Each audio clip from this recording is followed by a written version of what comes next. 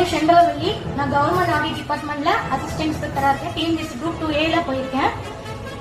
இந்த மேடம் வந்து எனக்கு புதுசு கிடையாது. ஏன்னா நான் இங்க வந்து ஸ்டூடெண்டா வந்தேன், அப்புறம் வந்து கிளாஸ் எடுத்தேன், பைட்டனரா இருந்தேன், இப்போ அச்சீவரா வந்திருக்கேன்.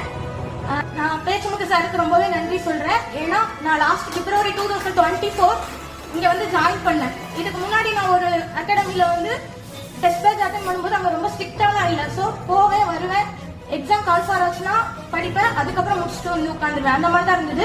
இங்க வந்ததுக்கப்புறம் சார் ரொம்ப ஸ்ட்ரிக்டா இருந்தாங்க. டெஸ்ட் பேட்ச் அட்டெண்ட் பண்ணேன். ஒரு 60 பேர் அட்டெண்ட் பண்ணதுல வந்து நான் 35வது ரேங்க் அந்த மாதிரி தான் வந்துட்டு இருந்தேன்.